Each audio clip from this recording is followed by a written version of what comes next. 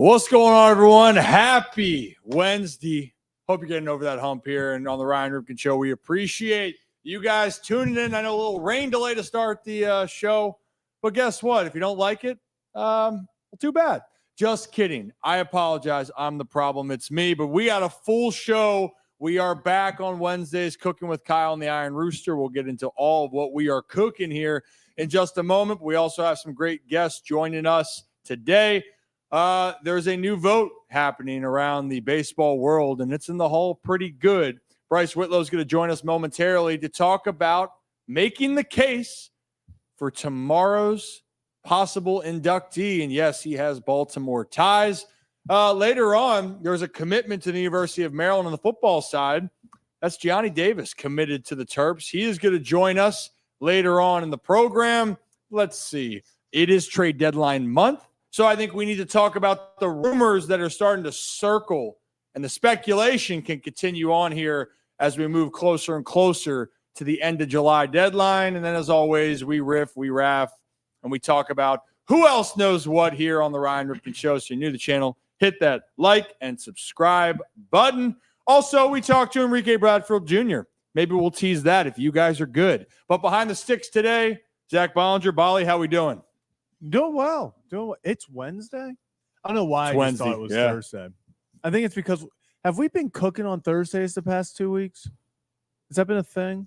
Yeah. Yeah. Okay. That's why. Yeah. That's why. I don't know why I got like a weird Thursday vibe.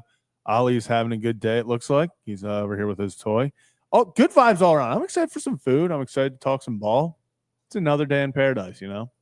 Yeah. Talking shop here. We got the boys in town. Ollie's back. Studio Pup for 2025. And then Kyle and Rooster Kyle and Kyle of the Iron Rooster is in the building.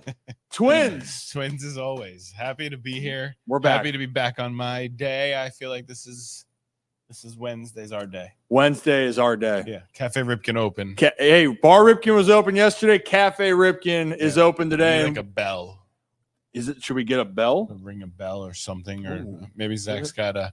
Are we going with Is it Bali? Is that the nickname? Or Yeah, that's why I've got my. You life. like that? Yeah, I've got Okay. Bali. Yeah, Most of my life. Oh, is that what people? Yeah, typically through call high it? school and stuff. Bali. Okay, Bali. Yeah. Ollie and Bali. Ollie and Bali. Yeah. Oh, And look out, might be Call a you new whatever you show. want. Ollie and Bali could be a new spinoff for the Ryan Ripken Show. Just saying. Breakdown with. Yeah, also instead of the bell, maybe it's going to be a rooster.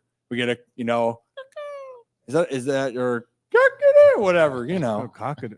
because caca is like a raven, and I get that, Yeah. but it's a rooster. Okay, I feel like it's, all right. we're Keep getting off going. track here. Before we get Bryce on the show to talk about the Hall pretty good, Kyle, what are we cooking up here today? Yeah, so we're going to jump into two different things. First and foremost, we're going to do some Krabby waffle fries. I think you've tried that before. Delicious. And seem to like it. And then we're going to do BLTs and BLTs. And we don't just do a regular BLT. We do a BLT with a fried green tomato. So the T is an FT, an FGT for fried green tomato. So, yeah, we're going to get that started.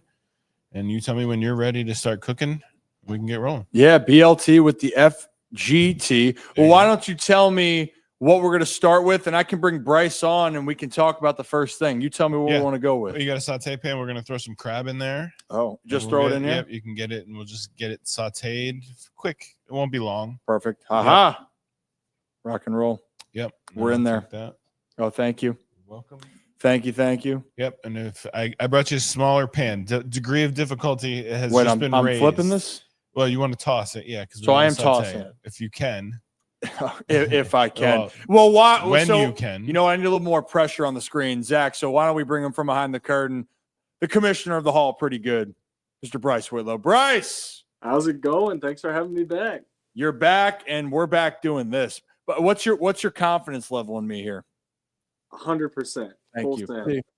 100%. Since you can't 100%. 100%. Well, he knows you like I know you. Nope. Oh. 90%. Oh. We're getting the reps. It's like first swings of the day. Yeah. Yeah. You I get gotta admit, Iron Rooster definitely sounds better than the Wendy's chicken nuggets I had for lunch. So You know what? It is. It is. Can confirm. You know what? I'm not able to get that moving up in the pan. It's like stuck down there. Yeah, that's where the skill comes in, where you got to kind of make it work. I'm just all saying, right. Just saying. Well, I'm trying to figure this out real quick, Bryce. Before we get into making the case for today's player, who you're going to vote on tomorrow, you just had Hall of Pretty Good history yesterday, where Shane Victorino set records for the recent vote. Yes, I mean, truly insane. He got 96% of over 40,000 votes, which is crazy that you can get over 40,000 people to agree on one thing at like a 96% success rate. I mean, I don't know if people even realize how hard that is to do. I mean, that's a record that's probably going to stand for a while, I have to say. Yeah, I mean, I don't know. I mean, I want to say that records are always meant to be broken, but that's a high standard now that's being set. Almost 40,000 votes, 96% approval rate. And Shane Victorino, the Flying Hawaiian, Zach, was a beast. Yeah, I was going to say real fast. I just did some quick math. It is about 38,500 votes is 96%. The approval? Yeah. So that'd be of the 40,000. Damn. 38.5 thousand said yes. That is well deserved. Well deserved. So do we have a name for that elite company yet, Bryce? Of course he does. Yes. So if you get 90% or above, I call that the inner circle. Right now, Victorino, the Flying Hawaiian, and Hideki Matsui are the only people to have reached that milestone. But yes, we like to call it the inner circle. The inner circle. Well, welcome Shane Victorino to the inner circle of the Hall of Pretty Good. Amazing. Amazing. I did see you had a nice little interaction with a guy maybe when his career is all said and done can be a consideration for the Hall of Pretty Good, and that's Ryan O'Hearn, who's trying to make his first All-Star game here. So talk to me a little bit about that. I posted about how great of a season he's having because he truly is having an amazing season with the bat in Baltimore. And then he commented on it saying he would love to be in the Hall of Pretty Good someday. It gave me a follow as well. And stuff like that really just means the world to me. And so I've kind of made it my mission to get him into the All-Star game. You know, no disrespect to Ben Rice, but I put the numbers up side by side. There's no comparison. I mean, Ryan O'Hearn, get Bro Hearn to the All-Star game, I say. Get Bro Hearn to the All-Star game. You're a man of the people, Bryce. And believe me, Ryan O'Hearn, the message is loud and clear in the appreciation for him, which right now I agree. He deserves it. I hope he gets the opportunity, especially just a couple of years ago. Didn't even make a big league roster in 2023 before getting called up to the Baltimore Orioles, and then the rest has been history. But speaking of history, Bryce, could there be history made on Thursday where there's another vote and another hopeful to get in? And Zach's been excited about this guy. But without further ado, Bryce, why don't you explain who is on the ballot for Thursday's vote? Yes, so tomorrow we're going to be voting on one of my all-time favorite players. It's a reliever. We've all tried to throw like him in the backyard. I feel like Darren O'Day is who we are going to be voting on tomorrow. Yeah, Darren O'Day, baby. Gets me fired up. Gets me fired So up. let's make the case then, Bryce. Why should Darren O'Day be in the Hall of Pretty Good?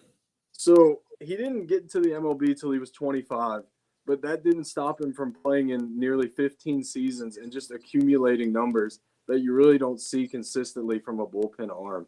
I mean, over 17 WAR, which I know how some people feel about WAR, but that is something that a lot of casual voters do look at, is how much WAR they have. So 17 from a reliever is insane. I mean, we have position players in with less WAR. You look at Ricky Weeks, Mark Reynolds, people like that. And then the precedent set by Steve Cishek getting in as the first vote. If you put their numbers up side by side, I think O'Day's got him beat a little bit. And O'Day has the all-star nod. I dare say he was iconic in Baltimore for a while.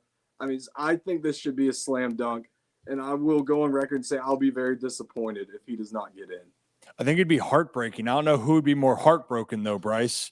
You or Zach Bollinger over here, who I think if we're going to make – you have any other ways to make a case for Darren O'Day? Oh, my God, do I have a case? I'm going to move over now. Let's see, I'm out of frame.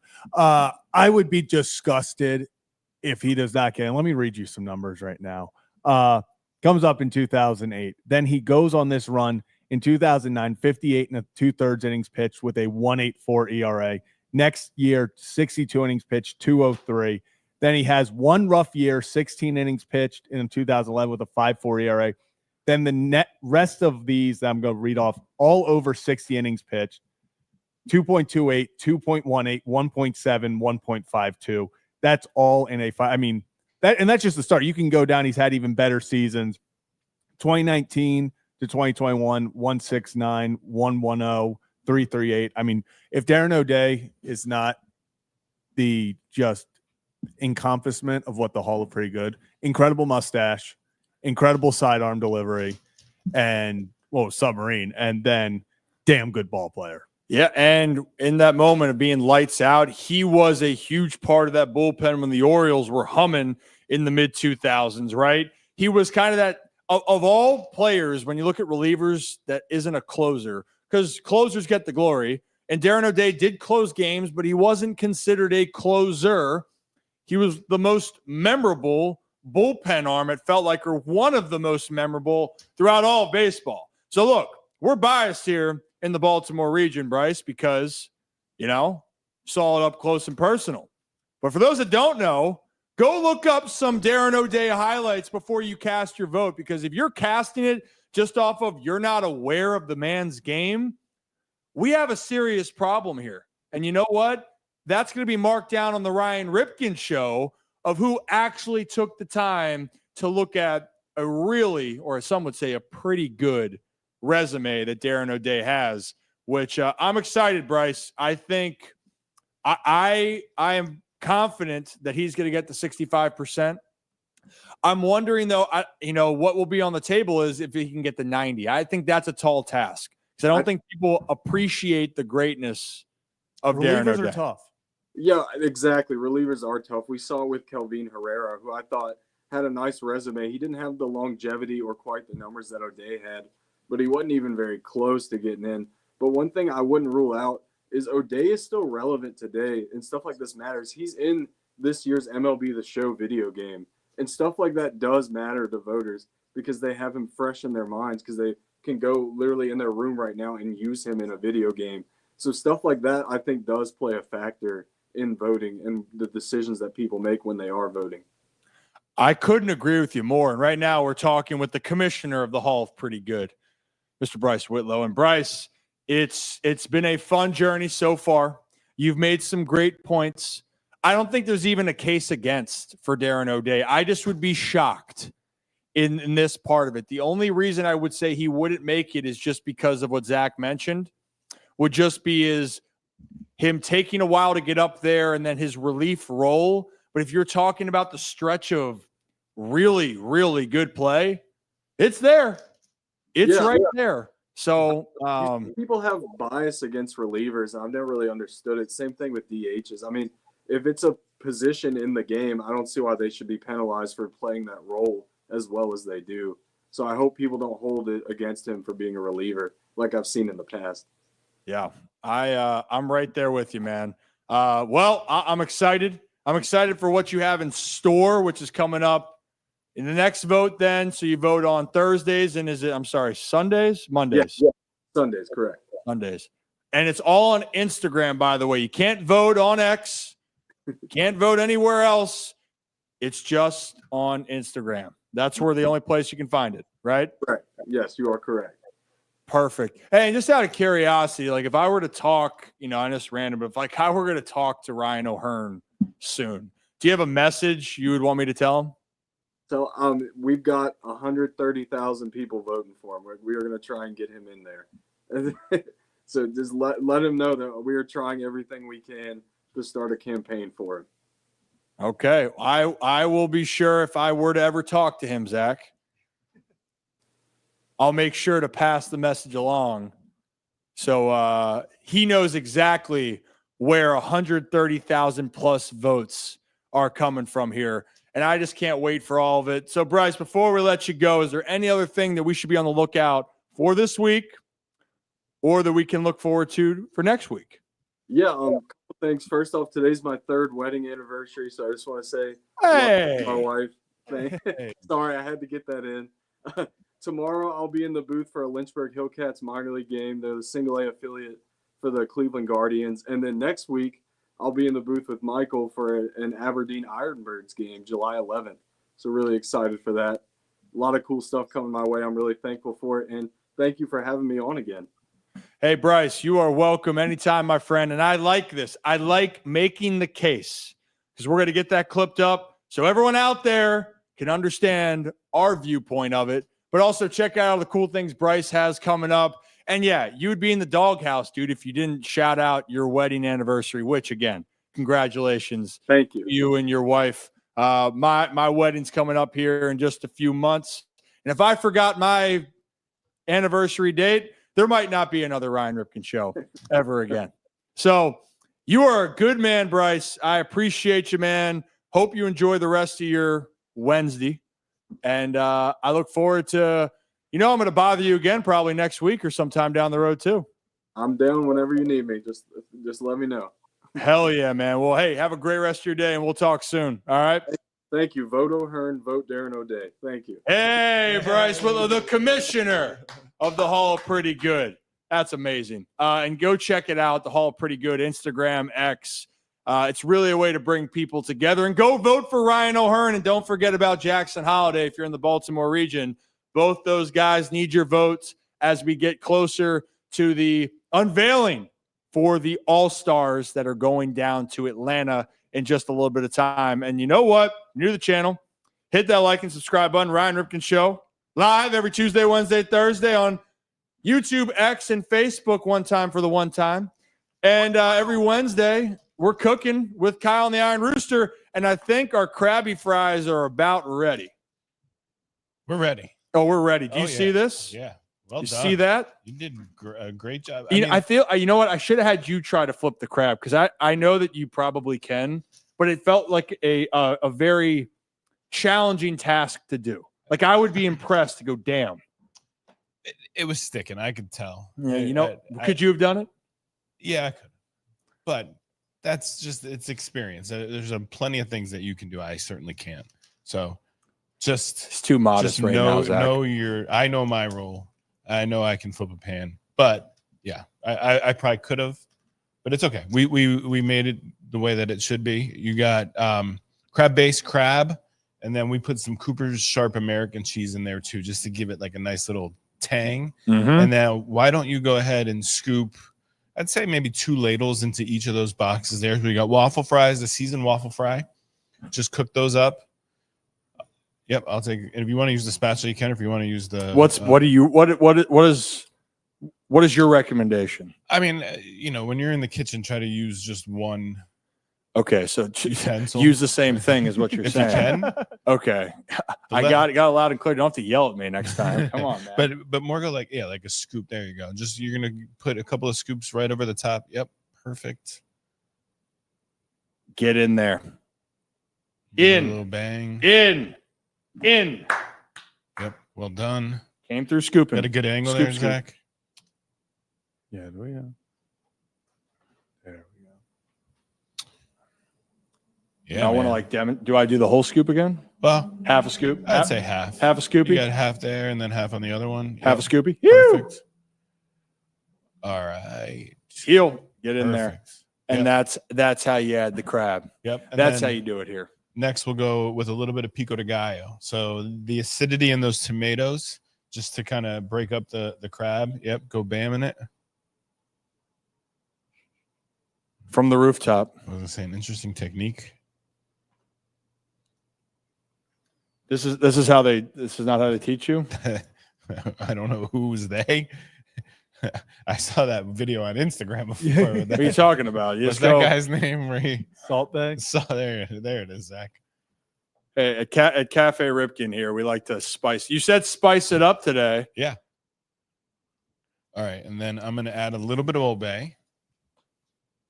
Oh, I like Rip Bay. Saw that. Rip Bay. Ooh. And Salt Bay, apparently. Are you not going high from the rooftop there? If it got into the atmosphere, poor Ollie would be. Oh, he'd be loving it. Yeah. He might yak it up, but he would love it in the moment. What am I doing? Then we're going to go with some chipotle oil, just a drizzle. Doesn't need to be too much. Just be careful with I would hold it by the top of the bottle, just as from experience tells me, not with you in general, that just want to go with a nice little perfect, Ryan. Yeah.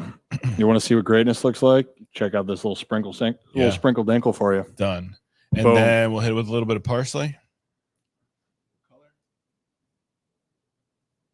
I think people wanted to see it Boom. from up top. Yeah. No, I know. For you, like you should have done it from the rooftops. Perfect. Yeah. it really brings it out. Zach, like if you were gonna go, did that make you feel a certain way? Yeah, that helped. I don't believe you. Okay. What else are we adding to this? I'm sorry. That's it. That's it. You just made Krabby waffle fries. Krabby waffle fries. Well done. One dish in the books. Brilliant. I'm gonna take off my my burglar glove for a minute. And then we're gonna go BLTs extra B. Oh, we're big B guys in here. Extra B, baby. Extra B. Uh-oh. And we're an extra mic team too. And so a thing about our bacon, I don't know if you know this. We use a bacon called Kunzler bacon out of Pennsylvania. It's a Pennsylvania Dutch bacon. It is fantastic. I mean, just a really good cured bacon. We love their product. They send it down to us. We buy, I don't know, hundreds of pounds a week in bacon. And this bacon is just some of the best out there. Kunzler bacon out of Pennsylvania. Pennsylvania does create some good stuff. It does. I know we're Maryland guys, but still. And then we'll go fried green tomatoes. Yeah, a little FGT for your BLT. Oh yeah, baby. Yep. And we'll go 3. It's just you two in here today. Yeah, just us. Couple of hungry guys that have to do a fitness test. Oh, it's after this Fitness Wednesday, right? Oh yeah, baby. You know, we had Sean on from Merit yesterday, Yeah. and he gave us a quick every minute on the minute workout. That might be too daunting for 10 to 15 minutes. I don't know. Could you do a 10-minute workout? Do like one cycle through or something. So you can do one cycle through when this is all said and done. I mean, if I happen to miss the shot, we don't know. We'll see. Are you okay today? It's like your sad Thursday again. No, You're about to get food. I'm over here just waiting to get my hands on this BLT. Okay, let's. You see, I'm just over here. You know what they teach you, Zach? Patience. Zach's heading out of town, he told me. Yeah. I know. Well, he's got a big weekend ahead. He's got a big drive. Yeah. Go find a wild Kevin Ostriker in Columbus. That's terrifying. Are you actually? Yeah. That Lord knows what happens on the streets in his element of the bus. In the bus. We're gonna find out. I'm scared. BLT's ready? Oh my goodness. Yeah, man. Woo. That is time out. I gotta move this for a second. Are you kidding me with those? Hot oil. Oh, that's okay. If it's hot oil, if I burn, I burn. I don't want to see you go on the IL. We've had enough people on the IL. A lot of people on the IL. Oh, that is. Move the knife for a second. Oh yeah. Oh yeah. Oh, that's great. Phenomenal. Good stuff, right? So we'll cut this. Yeah. Oh, that's a great cut. And then beautiful. Sort of the presentation. Open. Yeah. We're cooking. That's a good sandwich. You are not getting shortchanged on bacon here at Cafe Ripken. I'm just saying. We don't believe in it. That's phenomenal. Yeah. Or maybe some spilled oil at the time. Just kidding. Just kidding. Making me nervous with that. No, what are you talking about? This is what we do here. The man's a pro. We like to have fun. We like to enjoy our time here. Sometimes it can be a process. Sometimes we don't know what the hell we're doing. I feel like that's the majority of the time. We don't know what the hell we're doing. And Kyle, I don't know if we told you this yet, or maybe you knew or not. We just went over 20,000 subscribers. Well done. Congratulations.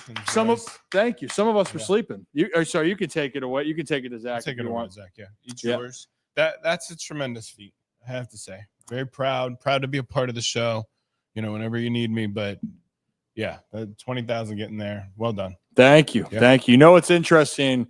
and Kyle won't say this because he's too modest, but I've been upstairs at the Iron Rooster talking to Kyle when I was doing the off script with Rip to start off. Like, that's how far we go back. And the Ryan Ripken show didn't exist back in 2023 up until like right around this point, but consistently it was September 2023. And the reason why I started the show was to work on skills, because I had so many people telling me, hey, we like you. Oh, you're going to be great at this, but we don't like you enough that we're going to give you opportunities. Right. And, met Brad, had a space, said, screw it.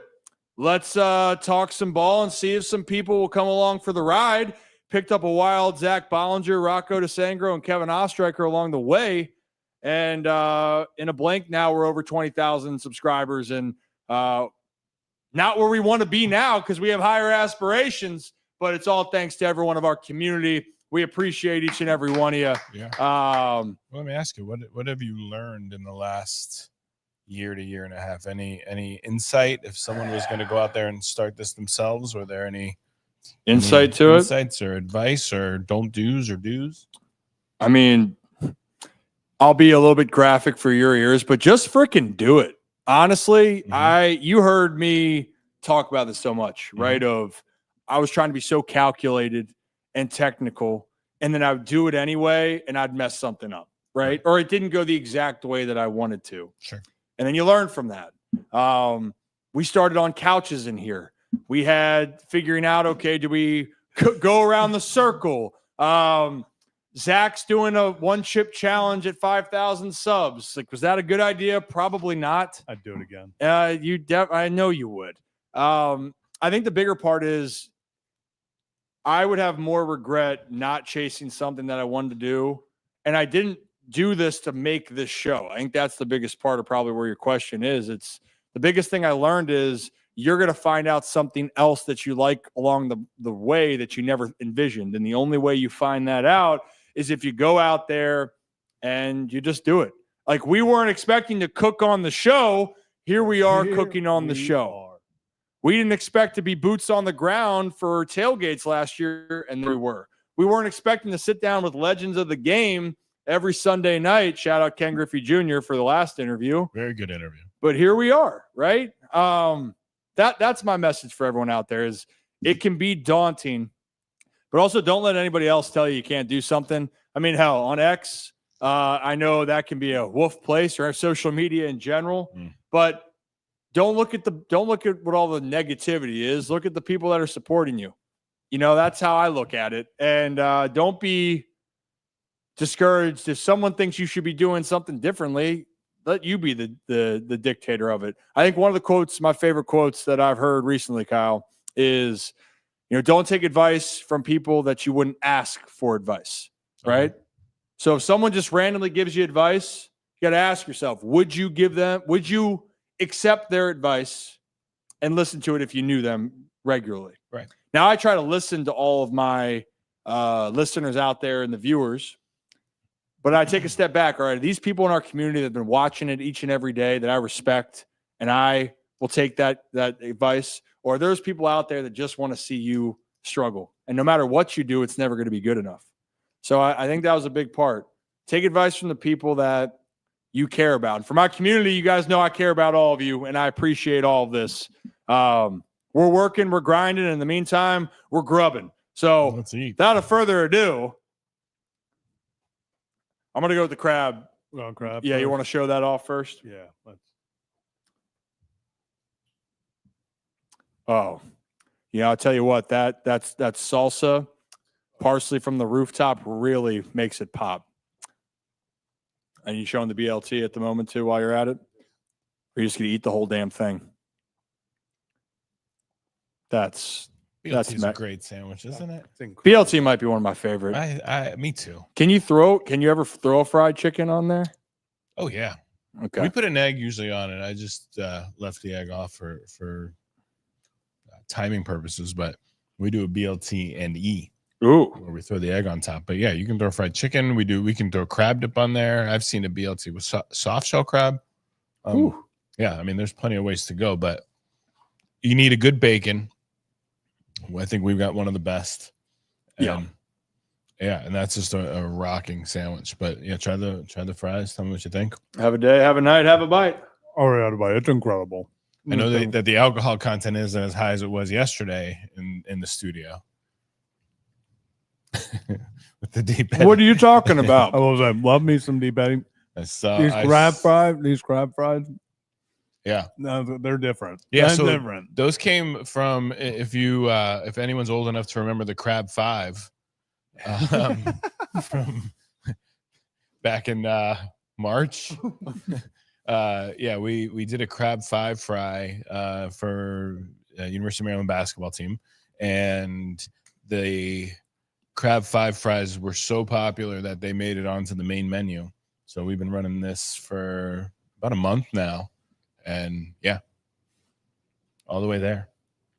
Shout out to the Crab 5 too. If you like crab dip, you're absolutely gonna love this. Yeah, Like that was it's the like goal. crab dip on steroids. Right. Yep. Because that you was add goal. the fries. Yeah, you knew what you were doing. Yeah, that was You something, dog, that Kyle. was You something- dog. Like I said, we were looking to do something to commemorate that great run that Maryland had, and I think they're going to be in a good position. Don't sleep on the Maryland Terrapins this year. And I know you got somebody coming up later from the University of Maryland, but Coach Buzz down there is really building you had to start from scratch, but I'd say, we see them pretty often. Mm-hmm. There's going to be some exciting stuff, I think, coming down. Yeah, Buzz is down there with the Terps, and then obviously the GOAT, Brenda Fries, is continuing to put out championship caliber level teams every single year, competing to win the Big Ten, hoping they get another chance at a national championship, but they're always there. Yeah. I'm excited for the football season. I know that people want to see Maryland football, but since we're talking about basketball, the one sport that people talk about all the time at the University of Maryland, it's a lot of pride for that basketball team. So Yeah. I'm excited for the Buzz Williams chapter.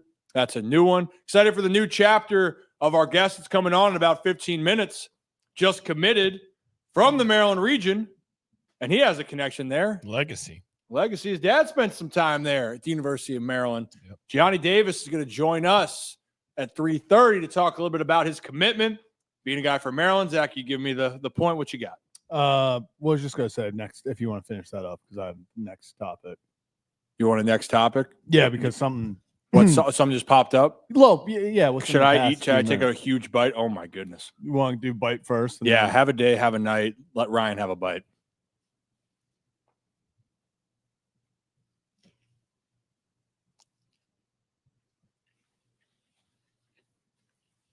Mhm. I told you I loved you. Well, I love you. I love it too. Should be able to say that. Without bacon. The bacon usually does it. But it definitely enhances I like the you love. by yourself. I love you with bacon. Put that on a shirt. There you go. I like you by yourself, but I love you with bacon. Yep. Man, that is sorry, excuse me for one more minute. oh, incredible. Oh, unbelievable. Yeah, that touches, I think, every taste Mhm. bud that you got. So an aioli on there, fried green tomatoes, lettuce, and some crunchy bacon. And bacon's a tough, takes a while to make it, throw it, and you got to really set the cleanup. So let us do the cleanup. Come on down to the restaurant. We'll take care of all your bacon needs. Yeah. We're always making bacon, as we say. Always making bacon. That actually is already on a shirt. That is on a shirt. You know how we know that? Because I got the shirt. Yeah. I was wearing it actually yesterday. Oh, wow. Yeah, I got a couple of them, I think. You gave an arsenal, but Jamie took a lot of them, She did. which she should, She should. So she should take them. But it's phenomenal. Zach, what was that topic you wanted to get to when you finish your bites? Yeah. So Baseball America actually just had an updated top 100 prospects, and a new Oriole has found his way. And in fact, it's a Oriole that I would bet a lot of money you probably didn't even know about. If you're watching, you probably did not know. Why? Because he's not even he is still in the Florida Golf League. He is 18 years old. Esteban Mejia and Josh Norris, who is the senior writer, I believe, editor at Baseball America, had this to say. Says, Esteban Mejia produces outings that burrow in your brain and stay there for weeks. His mix of pitches provides both rock-solid foundation and one of the highest ceilings in the minor leagues.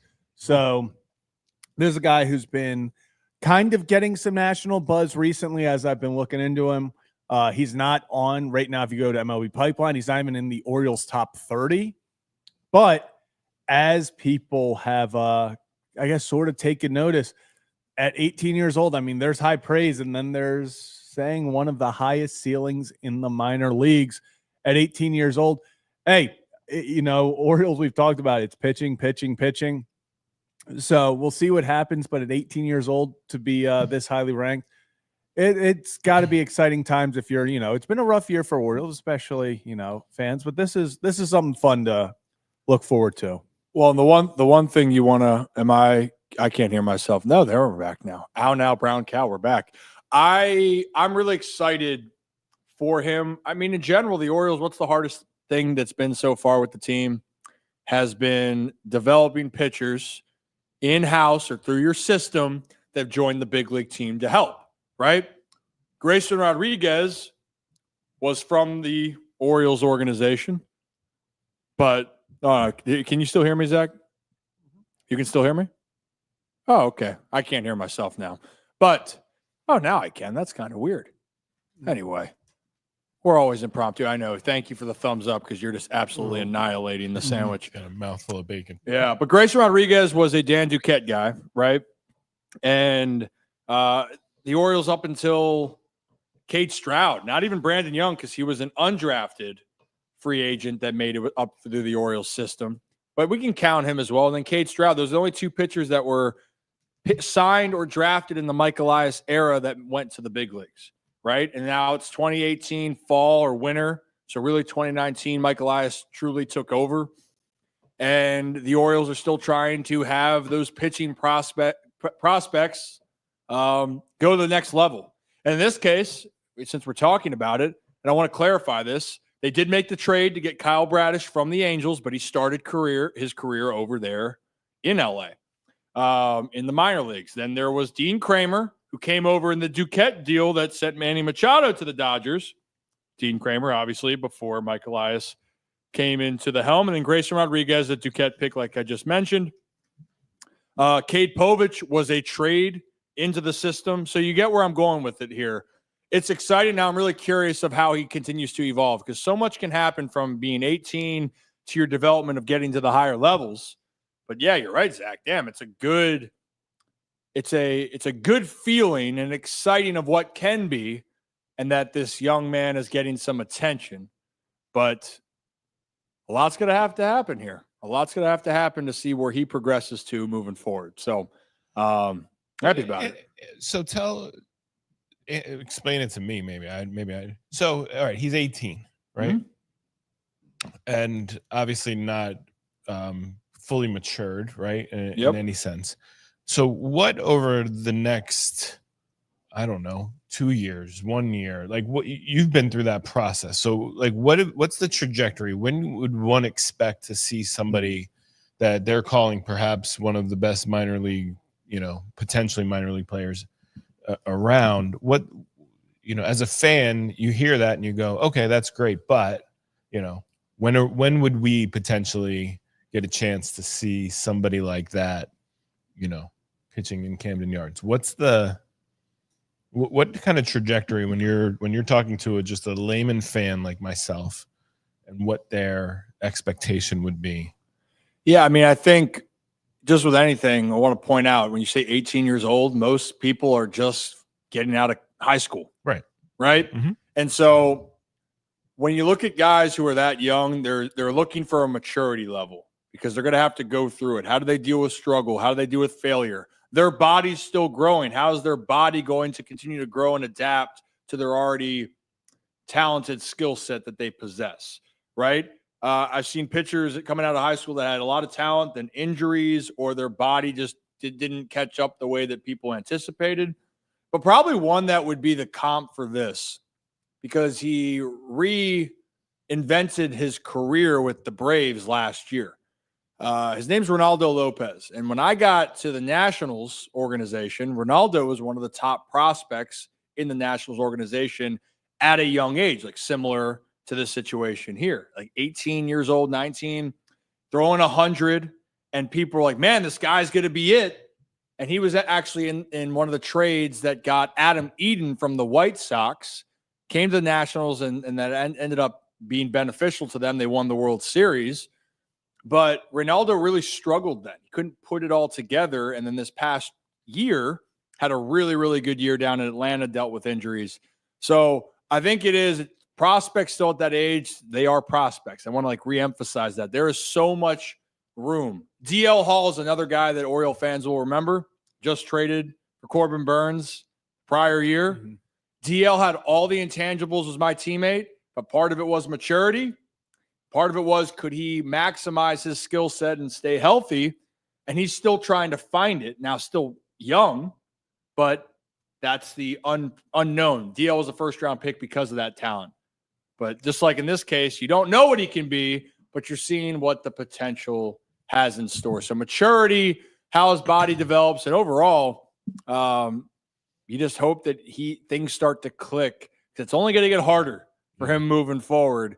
And you don't want to buy the noise, so to speak. I feel like with baseball, more than any other sport, this idea in college, right? Or I'm sorry, in football, they come out of college and the expectation is that you have to make the team. There's no other minor league system for somebody to go to. In basketball, you come out at 18 or 19 and you're expected to make the team, especially if you're a high draft pick. But in baseball, it's a much different trajectory, I guess. And I always wonder from the fans' perspective, as you sit there and say, well, okay, that's great. That's great to hear. That's all good news, but we may never hear from him again. I mean, that's happened too, right? How many people have been in the top 100 and then just you never hear of or hear from again? We were going through, we did this exercise a little bit ago, might have been a few weeks ago. And when Buck Showalter brought it up like a month and a half ago, whenever we had him on, but if you go back and look at the top 100 prospects each year, how many actually turn into the guys? Now, I'm not saying they're a good amount that, hey, they make it, but then how much actually make that impact that they were projected to make? Right. And actually, the Tigers had 5 prospects in the group that were in the top 100. Ironically, their lowest ranked top 100 prospect is the one that actually became the superstar. And that was Tarek Skubal, was the guy right there right? Now, he was a top 100 prospect, but he still was lower on the totem pole than 2 or 3 of their other pitching prospects. Right. So that's where that comes from. Another example, Josh Hader. People remember Josh Hader? If you don't, just go watch him pitch on the Astros. Started with the Orioles. He was actually my draft class in 2012 out of high school. He went 19th round. I went 20th out of high school. He decided to sign. I didn't. He was throwing like 85 max in high school. He knew how to pitch, though.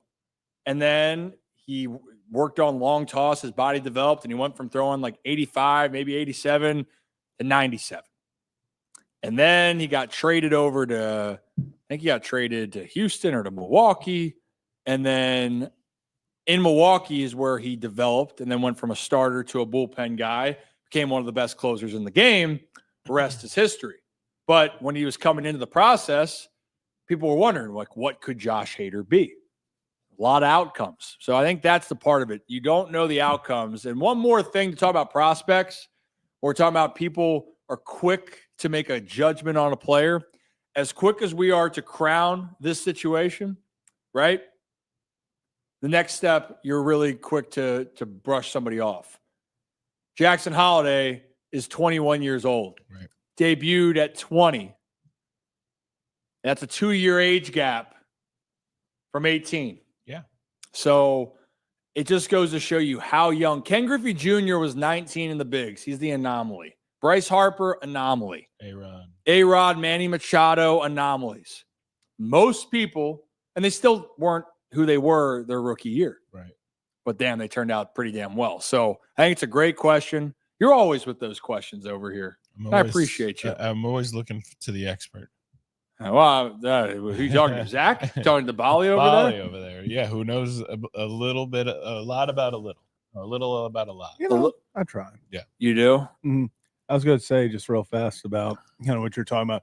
People forget that Aaron Judge wasn't the Yankees' top prospect at any point because Jorge Mateo was the consensus better player. He was the better prospect. Mm-hmm. It was the 5-tool shortstop, and and the other guy who was right there with Judge, Gary Sanchez. So it was supposed to be Gary, Jorge Mateo, and Judge, and then next thing you know, it turns into I would say Judge is probably, you could say, has had a better career path than the other two, but you genuinely never know. You brought up Tariq Skubal. At one point, he was the Tigers' 26th ranked prospect. So not top 100 in Major League Baseball, not top 30 in Major League Baseball. He was 26th in their organization. Like, he was seen as like maybe one day he gets a cup of coffee here. Maybe he's in that, like what Brandon Young was last year, where it was like, oh, here's a kid that if he puts it together, he could get a few starts in the majors. Maybe we see what he has. Just kept working, and the rest is history. The rest is history. Is the system broken? Or not, I say broken. Is the system Flawed? Yeah, that's a good cliffhanger, because we're going to have to hold on to that thought for just a moment. Dun. Because we have a guest that's going to join us here, and we got to talk a little shop around Maryland. But I want you to think about that. Is the system flawed in Major League Baseball and the minor leagues? Or just is it more unpredictable that people want to admit? You can sit on that. You can ponder it. But while you do, we're going to take a quick trip around Maryland here with our next guest that's going to join us here. And I think he's ready. I think he's behind the scenes. I think so. Well, when he gets set up, we'll bring him on here in a moment. Gianni, when you're good, you just give us a thumbs up, and we'll bring you on whenever you're ready to rock and roll. But in general, want to bring on, because football season is right around the corner. I always like the thought as well. We're Marylanders, right? Like to stick together. And I think, you're ready to rock and roll with that. Got my cup. But the Terps got a brand new recruit out of Maryland. And let's bring on now Jianni Davis. Gianni, you there? Yes, sir. How you doing? Well, first off, congratulations on the thank you. The commitment. And I know you're staying close to home, but what talk me through it a little bit.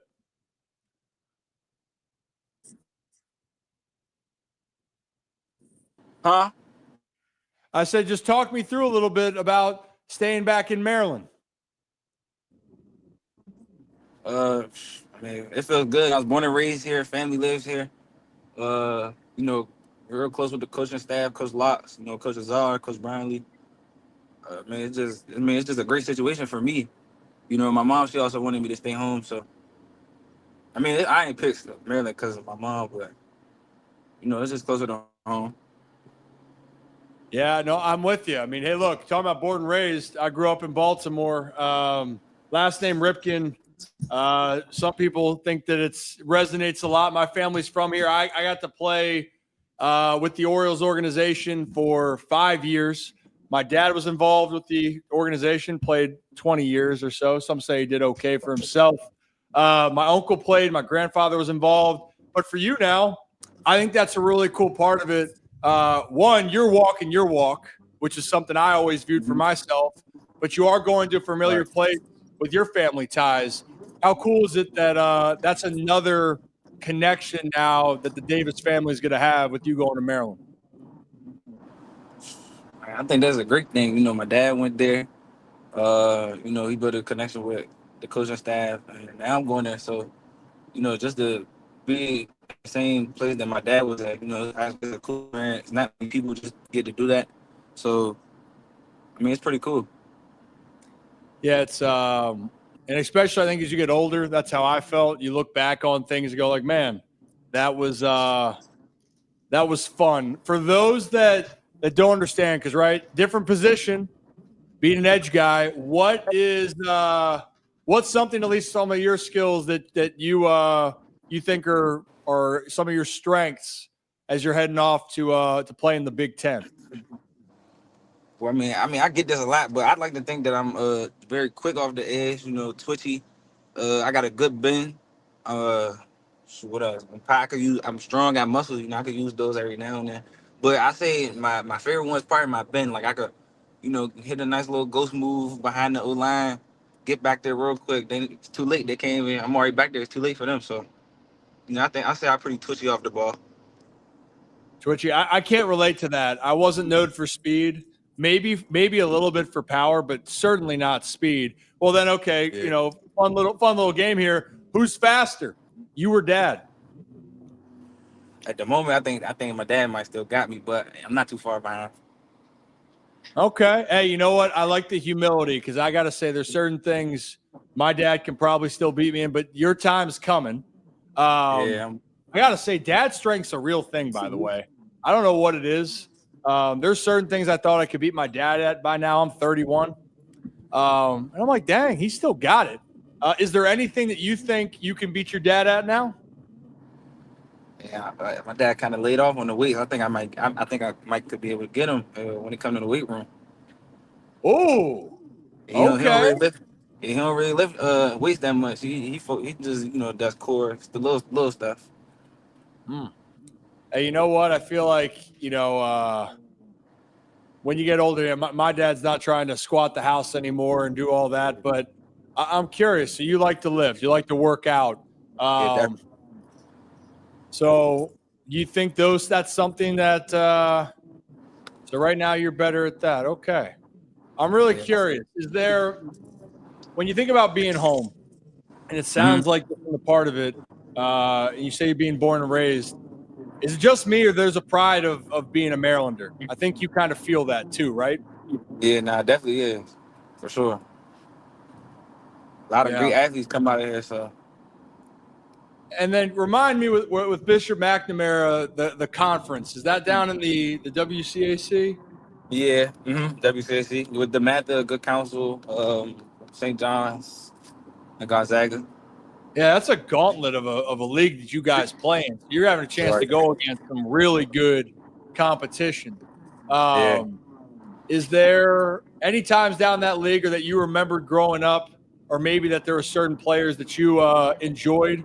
Maybe you can even take it further. Like I always watched even from my dad playing, and I loved watching him. But is there any players that now that you are on your journey that you've enjoyed and maybe try to learn from or mimic their style?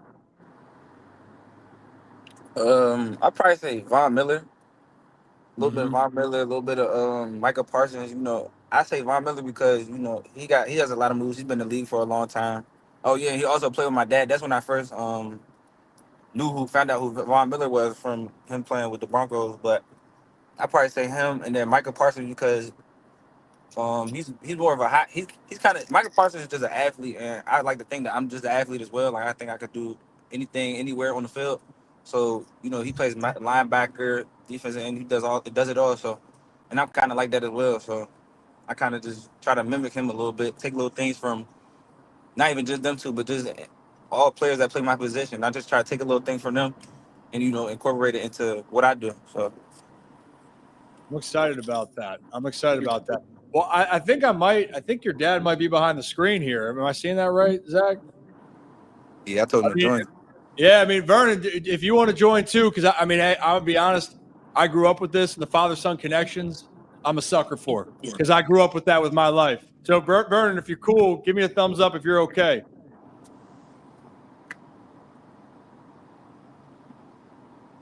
Good. Maybe not. Good. All right, let's see if we can bring on Vernon. Vernon, you there? Vernon, you there?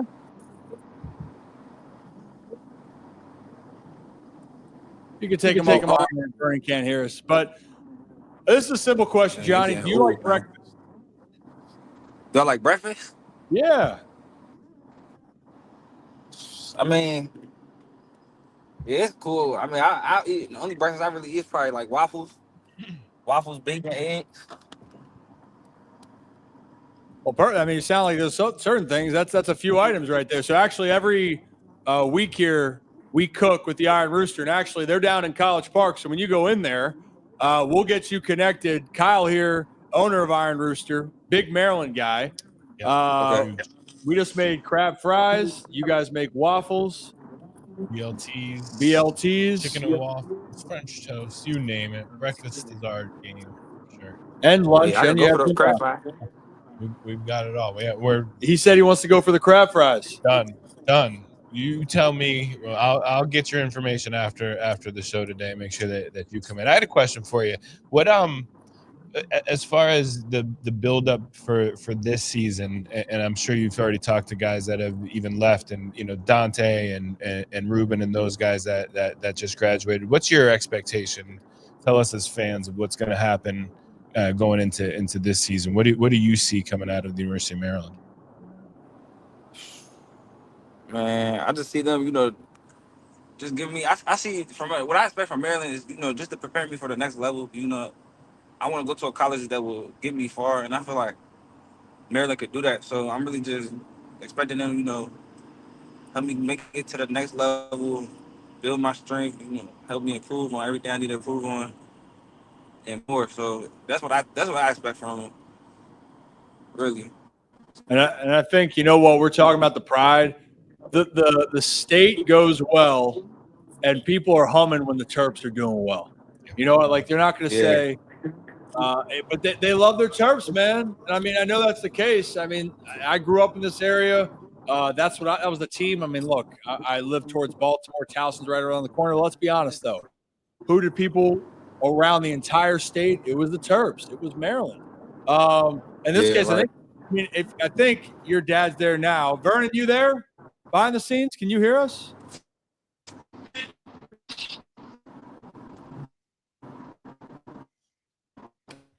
I feel like that's me when I drive, to be honest. I have a tough time with it. Well, Gianni, we'll wrap up with this then. Also, do you, my dad, we did an interview the other week, and he likes to blame me for things, because usually I can cause some problems. Because maybe I deserve it, but he's the one that struggled with some technology. Do you ever?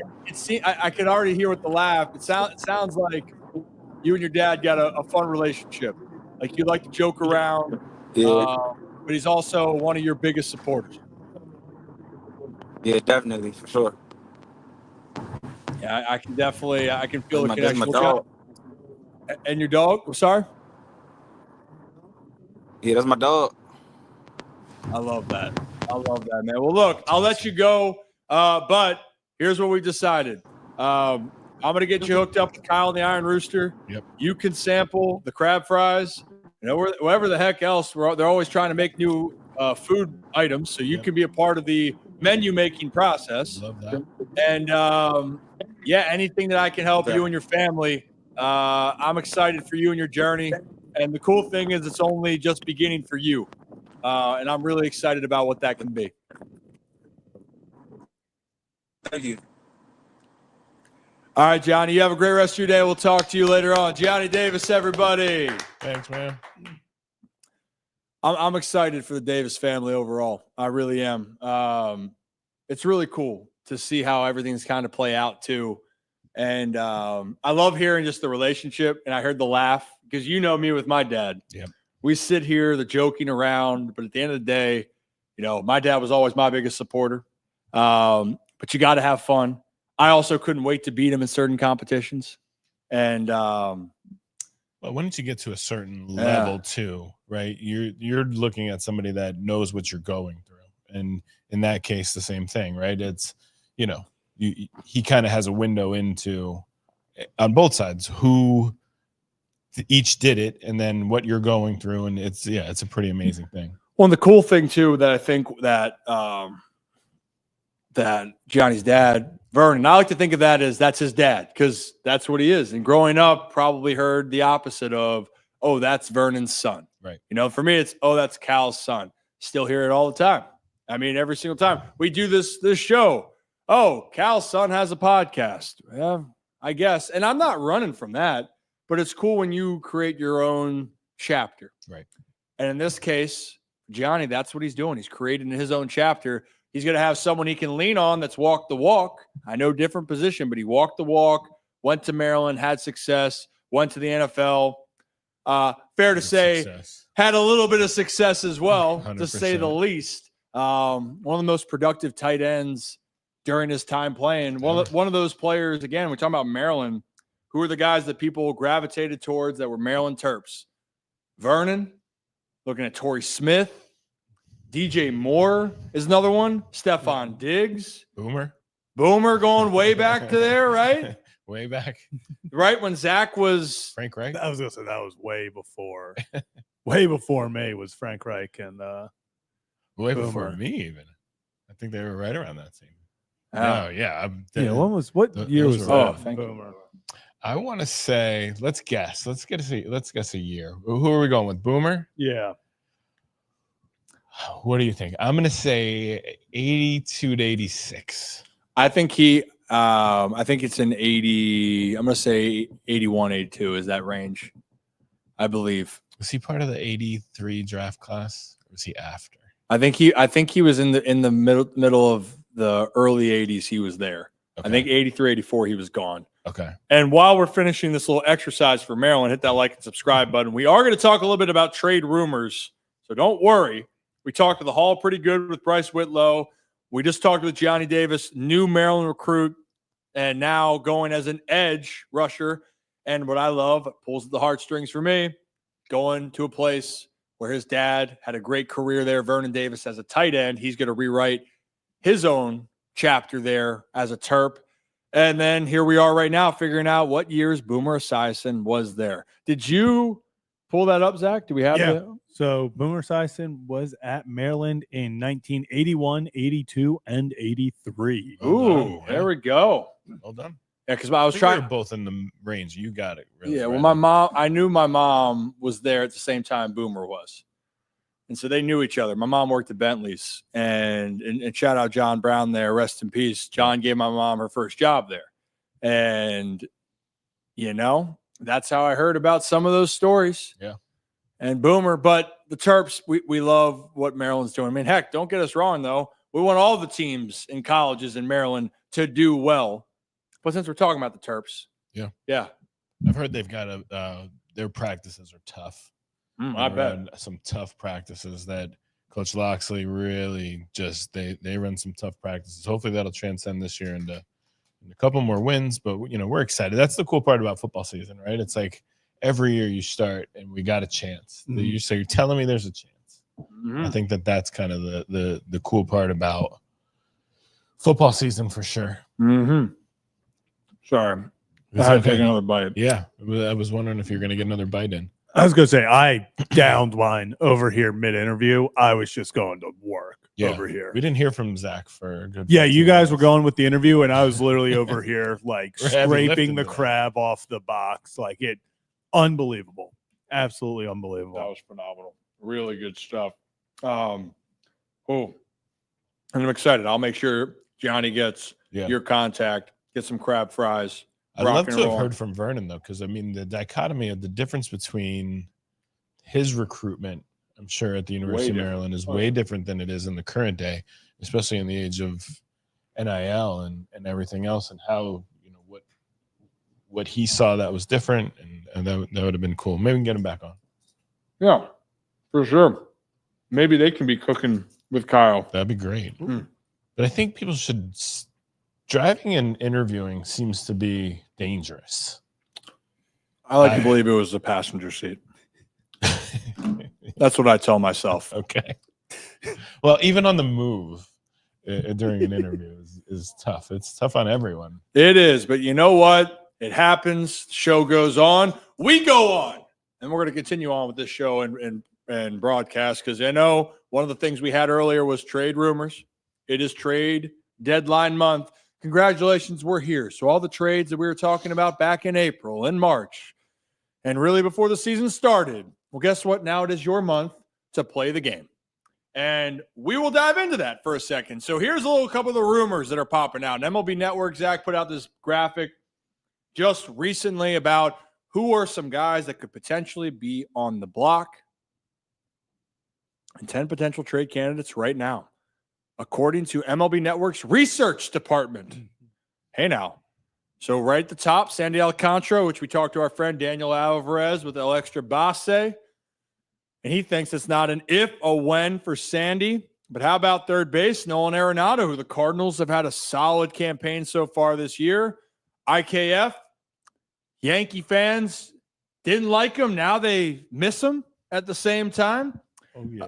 Adolis Garcia, who had the big home run against the Orioles just a couple nights ago. Mm-hmm. Celebration of the year and also in a loss at the same time. Doesn't count unless you win the game. Andrew Heaney, left-handed pitcher. Ryan McMahon with the Rockies. And then there's a pair of Orioles here, Cedric Mullins and Ryan O'Hearn with Luis Robert Jr. and Eugenio Suarez out there in Arizona. But let's circle around the two, Cedric and Ryan. I think it's the same two names we've heard for the longest period of time.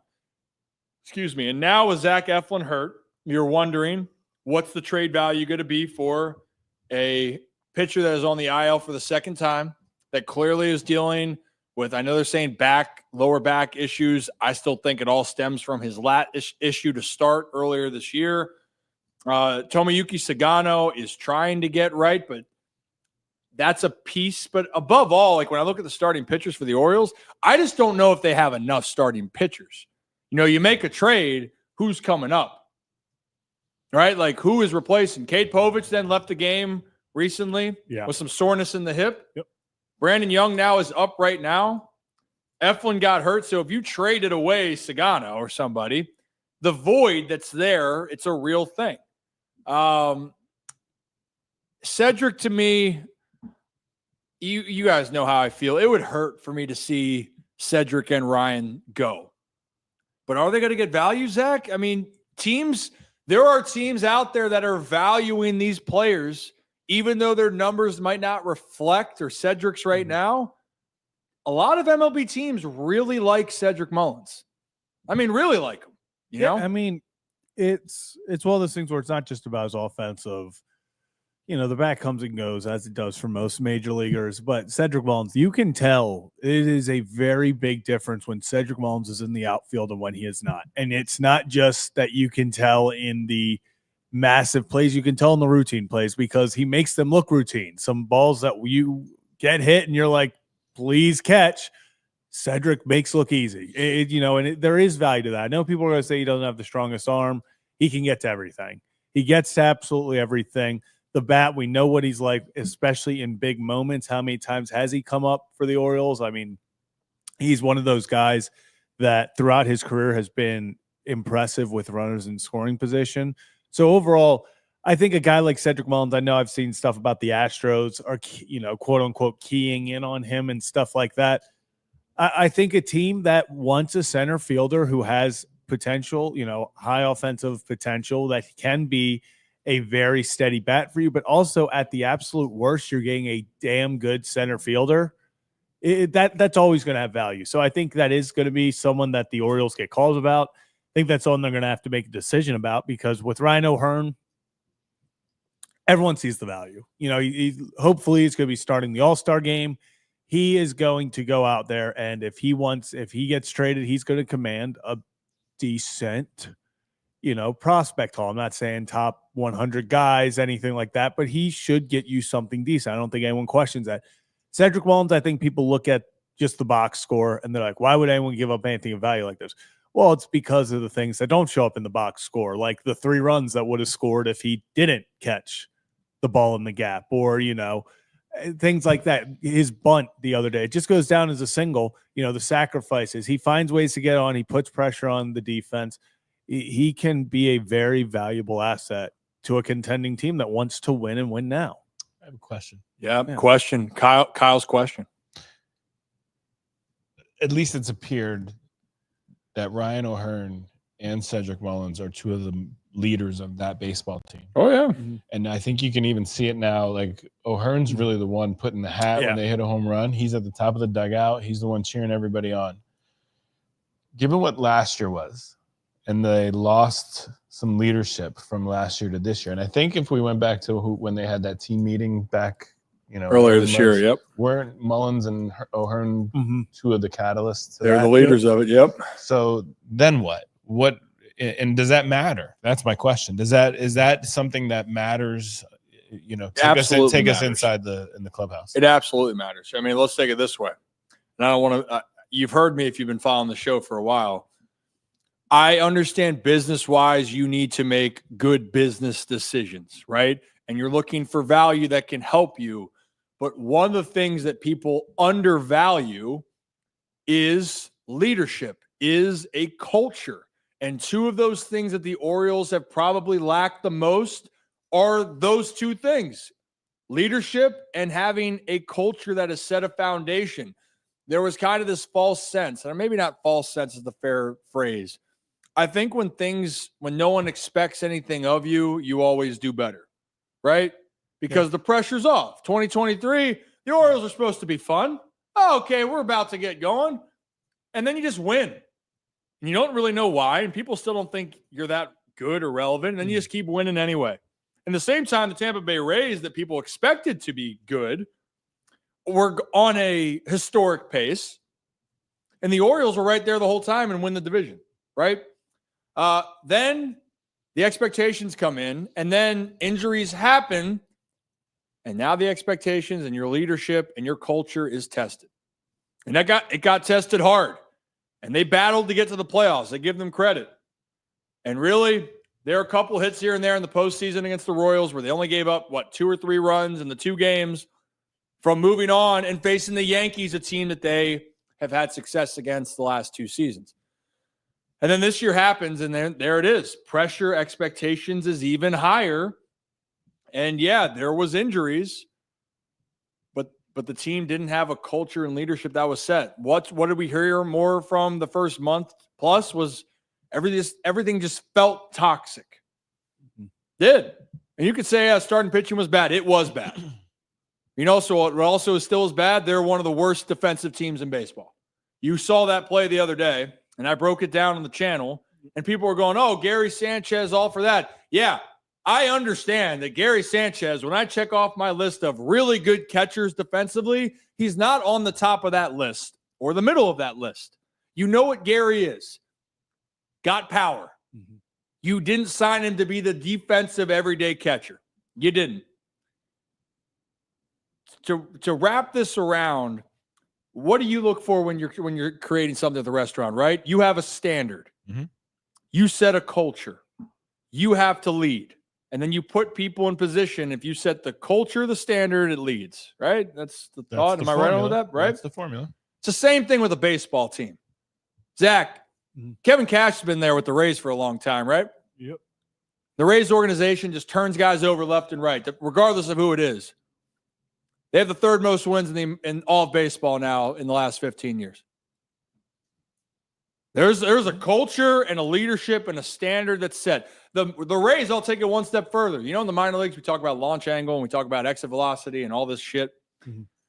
You know what the Rays, one of their components is in the minors? What? Of development? Winning. Win. That's actually what they teach. We are winning the ball game. And some people go, wait a minute, that's going to hurt the development skills. Hey, it could. Maybe you can make that argument. But you know how to win. And guess what? The Rays frickin' win. I don't think that's a coincidence. I don't. Yankees, you can say all you want. Cashman's been there forever. They have a good stability. Aaron Boone, you can love him or hate him. They have a standard and culture, and they have been a predominantly playoff-driven team that has fallen short of a World Series the last 15 years, but they're in it. You could say they have resources. Just miss me with that resources crap. Honestly, I know that's nice. It's great. You spend more, you get rewarded sometimes. I get that. And there's a certain payroll. You know what the Yankees also do? They pull someone up from AAA that you never heard of. You go, damn, that guy's good. Did you guys know about Luis Gil a year ago, 2 years ago? He's won the Rookie of the Year. Those types of things. Yeah. Developing pitching. Mm-hmm. That's a culture. That's a standard. The Mets, right? If you look at the Mets, they spent tons and tons of money. They spent tons and tons of money, and then they fell flat. Yeah. And then they said, we're going to reboot, bring in a new manager. Their team has a great culture and a feel, and they go on a run to the NLCS, and then so on and so forth. So what you're saying is It matters. What I'm saying is, if I'm dancing, if you guys read between the lines, I didn't feel any passion in that. no, not at all. But I understand the business, and I did talk to a guy earlier that could be the Orioles' future center fielder, but it means he could be. We don't know. Ooh. Enrique Bradfield Jr. That interview will be out later on. You guys can check that out. Good tease. Good tease. Enrique Bradfield Jr., amazing individual. And I'm serious. When you hear him speak, such a team guy, so personable about the we, not the I. And he's still a really good player. We don't know what he's going to end up being. But if you're going to make that decision for you have a bunch of outfielders, which the Orioles do, Cedric would be more expendable. I just don't think you can move both of them from a leadership standpoint. I don't. No. I don't think it is. And I think I will be disappointed, Zach, if both of them go. I understand if one goes, you trade a pitcher. I do not want to see both go. No, I don't think so. And I don't think long term that's the answer because, like you said, there is a organizational, you have to set the bar. And the bar can't be, hey, as long as we're developing, it's okay. Hey, as long as some guys are getting better, it's okay. You have to win ball games. You could use that as the standard in 22, in 21, 2025. You got to win ball games. You have to find ways. You have to have the scrappy guys lay down a bunt. You have to give up yourself to let another guy score. Like it has to be, what can I do to help the team win at the end of the day, and not necessarily be, how can I produce the best for myself? Yeah, I mean, I'm seeing thoughts about this. Well, this AAA team, they won the AAA championship a couple of years ago. They did. Team was stacked, talent-wise. They were stacked. A couple of those guys are up now, right? Yeah. And what you're saying is that helps, but overall, it's the development process. That's one of the keys. The Rays emphasized winning, and you know what that means by emphasizing winning? You do the little things. The Orioles were so good, or the Tides, go Tides, were so good because the talent on the field was unbelievable. They were so good talent-wise. They go out and play a clean game, they're going to win. That's what they did. But would you classify those guys as being great fundamental players when you watch them in the big leagues? And I love the guys. I do. But I can't answer that wholeheartedly and say yes. I can say that with the Rays because what do we see them do? You talk about laying down a bunt, they lay down a bunt. You talk about stealing bases, they steal bases.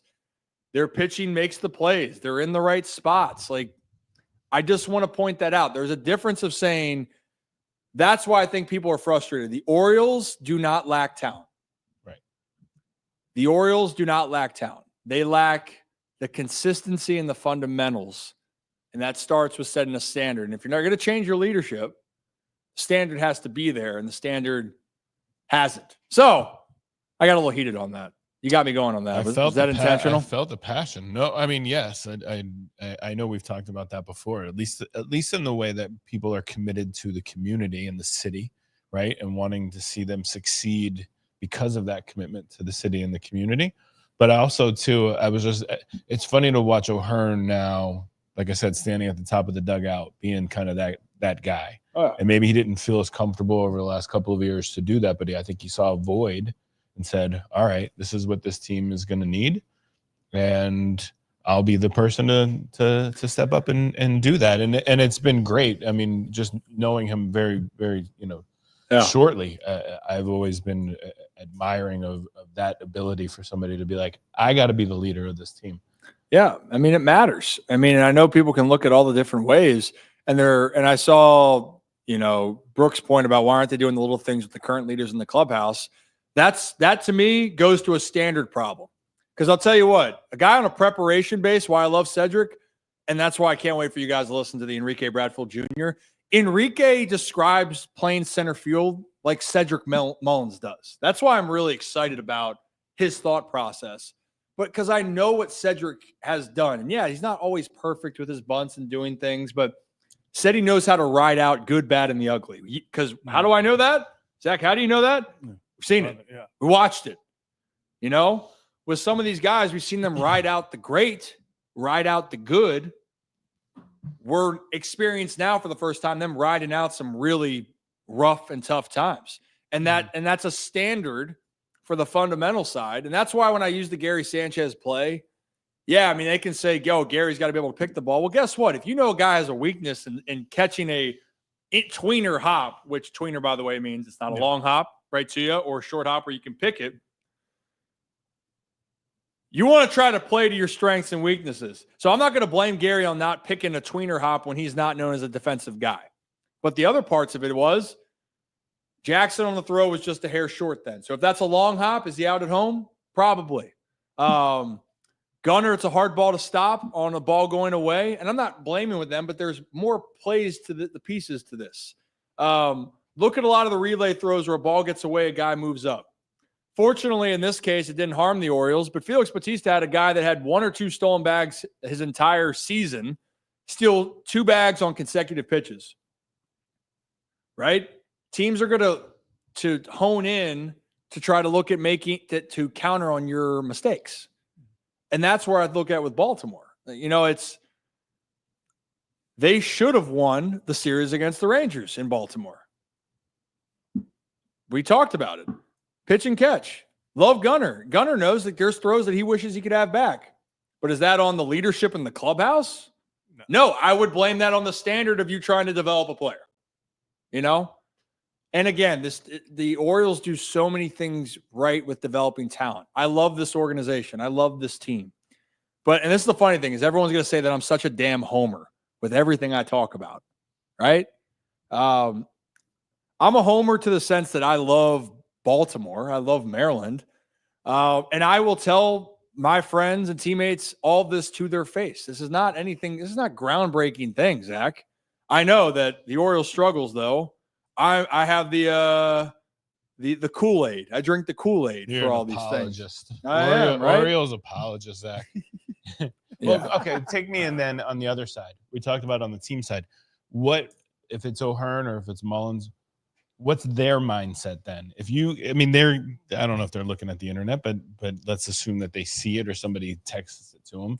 What's that mindset? That they could be moved? That they could be moved. I mean, you don't know where you're going to be. You got a family. You have, you've got roots set up, and professional, and they get paid very well to play a game. I get all that, but at the end of the day, you still have to feel something as far as the potential to be moved, right?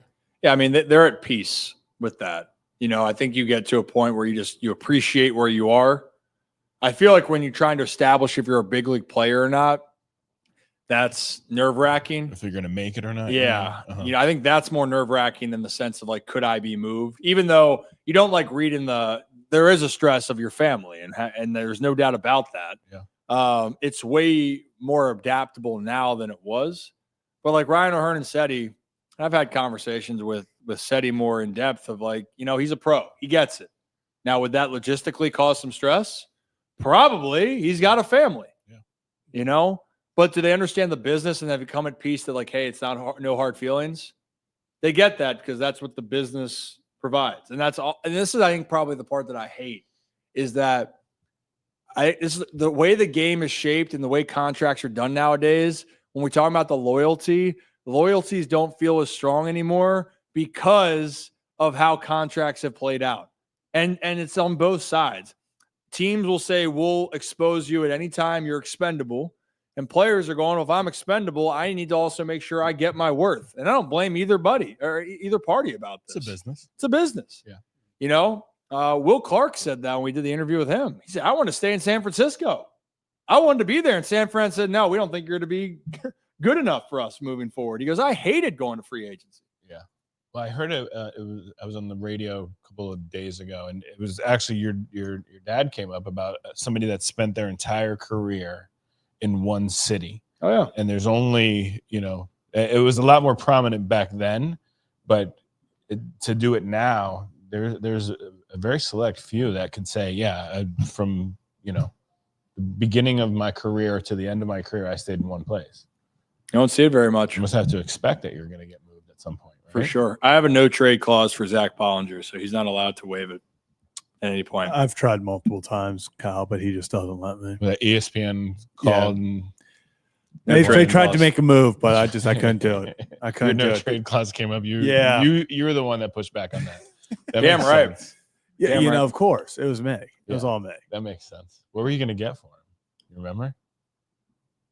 What were we gonna get for Zach in that trade? Had ESPN It was like 3 corners. like a We're bag- thinking about bag of chips. It's like Kyle Korver being traded for a printer or a fax machine. yeah, we were debating getting a new ice machine, Ooh, a new ice machine. Zach. bigger ice machine. Damn it. Yeah. Thought we were That'd have been really good. That would have been. We got to. Although I like that ice machine. It does. its work maybe out. there's another network out there that Could if you're be. listening, we can be bought for a new ice machine for Zach. Yeah, that's all. Bought That's for Bali. there. It is right Well, there. I'd say for Kevin. Why not just Yeah. throw that out there that perhaps should anyone call and has an ice machine to give us for Kevin? for Kevin. Would you make that trade? Locked on ice. Locked on ice could be the new thing. I'll tell you what, Dave roasted Kevin yesterday. Really? Oh yeah, Dave from the that top was- rope came a couple times right at Kevin's throat, or Wow. at that level, it'd be at the top of Kevin's head. What do you think that is? You think that is Kevin a good? Kevin brings it upon himself at the Okay. same time too. I agree with that statement. Just knowing that he's known as Khaki Kev was like, It's a hard thing when that's your nickname. yeah. And I then mean, that right there alone gives you fodder. it's almost like there's a movie called Basketball out there. Zach would never seen. Yeah, I've watched. Oh, you have? Basketball. So Teammates. Kevin could be Squeak Yeah, Okay. Scolari. Could be.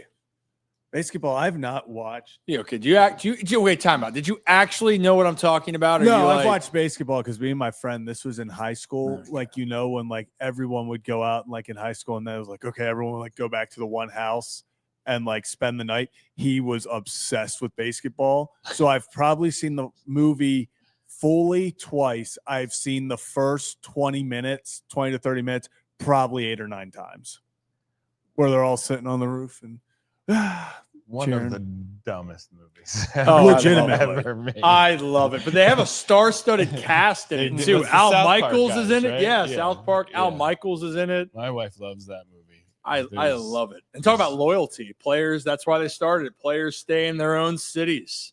That's No, we should watch that one day. that might be. Guys can do a breakdown of that movie. Yeah, that'd be good to see. Yeah, we can't break down every part of that movie, but we certainly can. We also certainly can thank you guys for tuning in. Hit that like and subscribe button. Ryan Ripken Show do this live every Tuesday, Wednesday, and Thursday, right here on YouTube, X, and Facebook. With Senor Pup, do you want it? Can I give him a piece of bacon? Do we have the bacon still? Or is it gone? Do you want a piece of bacon?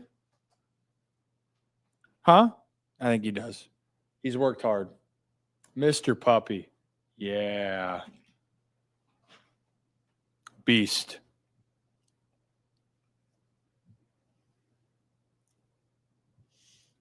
It's good to have somebody who can clean up. Yeah. Can I get a quick paw? How about the other one? How about a spin? Can I get a taste? Now I know for next week what we'll make Zach do. Okay. what's that? Good boy. So now I know for next week what I'll make you do. Before you get your food, That's before how- I bring your food over I gotta give next 2 week. balls. 2 paws, a spin. spin. Yeah. Yeah, we That's do good that. to That's know. what we practice here at the Ryan Ripken Show. Good Every to know. member of our show must be able to handle that type. That's our standard when it comes to the show. Yeah. What? Well, real Kevin's quick still on, getting it down. on the trade stuff, what would you like to see the Orioles do if they had the opportunity? Is it to bring in pitching? Is that what you're? I would say that. Look at Kyle with these questions. Zach, write that down. Are you writing that down? I'll tell Kevin. I've been chat GPT and a lot of stuff. So how about that's a fun little exercise. If the Orioles were to make a move for a guy, Yeah. who would you want to see? Or ask chat GPT who they should do. I do think the one that if you're looking for a deal and a bang for your buck for future years, and I know you're afraid of what happened with Miami, I would call the Marlins. Okay. I think Sandy Alcantara is the best value starting pitcher with ace upside right now. And I don't think that changed my opinion because of his numbers. His deal is a steal right now. It's a steal. He's under control. Yeah, for till when? I 30? think he's like 2 or 3 more years. Okay, yeah. And then Edwin Cabrera is another arm that they have. The Marlins got some good arms. I think those would be proven arms that could jump in. But I would take Sandy. I would take a swing on him to have him for next year's staff, because I think him, Kyle Bradish back, you have a healthy Grayson. You don't have to be so aggressive in free agency. Like that's just, and I think Trevor Rogers, I like what I'm seeing. See how he finishes out. And then if you have a little core here, then you can go and get 2 or 3 arms out there in the wild free agency. But Sandy, it's the best value for a deal. I mean, Zach, do you have any other names on your mind that's coming to that you'd want to see? I don't, for buying, I'm not sure. I mean, you know, it's going to be the same. I know people say Mitch Keller, Sandy Alcantara. I would still, anyone from Seattle, if they're willing to go up pitching for a bat. But I think, you know, we're going to see guys.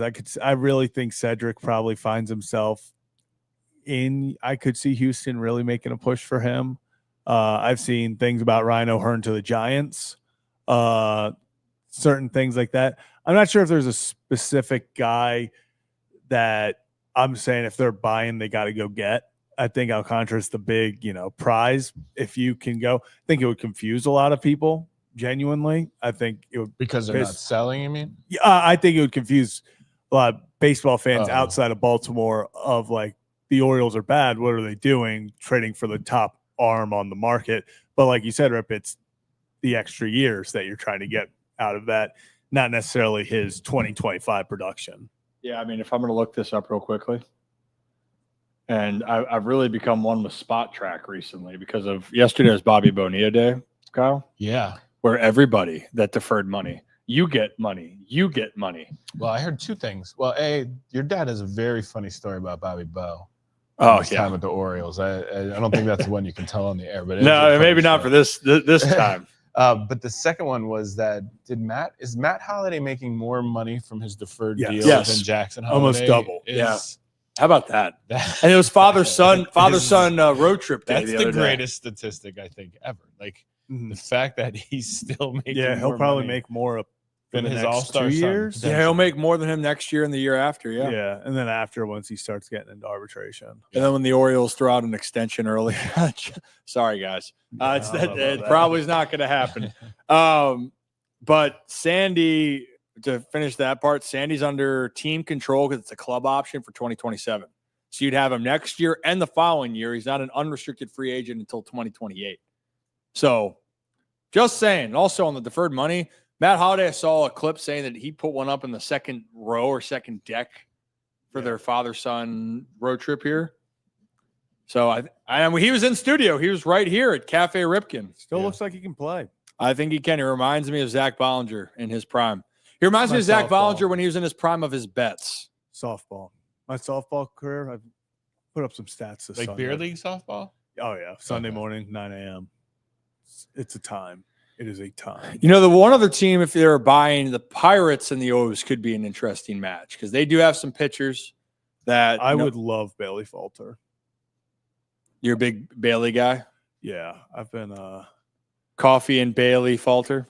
He is a very, they don't use him as much as they honestly could, meaning his length into games. They usually cut him off around 80 pitches, but he's a guy who consistently finds himself in the 6th inning. Very, very solid guy. I don't think he's going to be anything special of any. No one's going to, call you the steal of the cycle if you get him. But I think he's just a solid pitcher with team control. That if you want to go after somebody, I think he makes a lot of sense as he can kind of be just a guy for you. He's not going to be that number one that you're going to look for with Alcantara, a Dylan Cease, any of those guys that are going to be free agents or, the big names out there. Mm-hmm. But I think he's a guy that under the radar can come in and get the job done. Zach, put your GM hat on for a second. You're the Pirates. Yeah. Okay. And I know that put your GM hat on. Yeah. No, put it on your hat. Literally. You got to. And Skeens, someone comes to you. What would it take for you to trade Paul Skeens? Would you? First of all, would you? Yeah. Anyone's available. I would. What was your expectation? If you have to give me something that no GM in his right mind would be comfortable giving up for a single player. Okay, so there's take any top of the players that you can think of. Would they be Aaron Judge? Yeah. I mean, like you would have to send me something, because assuming the Pirates would want multiple, it would have to be a deal that makes the Juan Soto trade to Washington. Oh, Washington. Yeah. I guess Juan Soto from Washington, but the whole Washington got. It would have to be very similar, if not more, for that, just because it's a pitcher who's already arguably the top pitcher in the game. Yeah. He's under team control for the next 5 years. It's if you can, if you want to trade Paul Skeens at his absolute highest value, you could get a return that we've never seen before in Major League Baseball. It would have to be right here, at least Holiday and Basayo combined, and then others. Yeah. That would really, you just think those two? Oh, no, it'd be more. Okay. But those two would have to be in the deal. They'd have to be. That would start the conversation of okay. And you got your GM hat on now for the Orioles. Yeah. Would you do that? No. You're keeping. Now that the hat's on.